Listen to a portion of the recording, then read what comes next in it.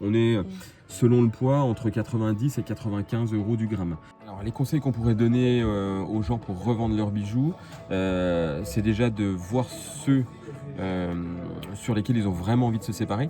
Comme on dit toujours, nous on achète de l'or, on n'achète pas des sentiments. Ça, il n'y a pas d'argent pour ça.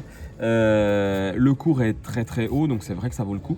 Après, on est dans un climat, on va dire, politique, géopolitique un peu incertain. Donc c'est ce qui nous apporte des fluctuations qui sont énormes. On a eu il y a 3 semaines, en l'espace de 24 heures, des fluctuations de plus de 32 000 euros. Pour l'or, il faut savoir être patient. On se dit toujours quand c'est haut, il ne faut pas acheter. Sauf qu'en fait, le plus haut d'aujourd'hui n'est peut-être pas le plus haut de demain. On a ouvert, nous, notre boutique il y a 16 ans. Le cours de l'or était aux alentours de 18-20 000 euros le kilo. Quand il était à 40 000, les gens auraient pu se dire la même chose. Il a doublé, aucun intérêt d'acheter. Mais ceux qui ont acheté à l'époque où il était à 40 000, aujourd'hui il est à plus de 140. Et là ils se disent, bah j'ai bien fait.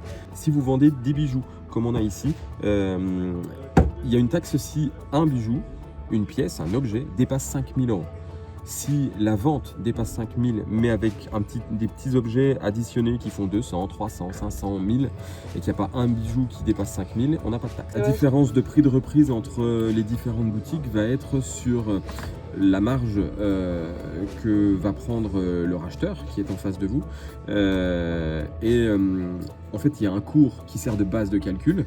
Mais après, libre à chacun de peut-être gagner 1%, 10% ou 50%.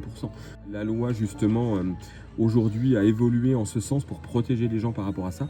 Quand vous vendez des bijoux, vous avez droit à 48 heures de délai de rétractation. Ça veut dire que pendant 2 jours ouvrés, les gens ont le droit de changer d'avis.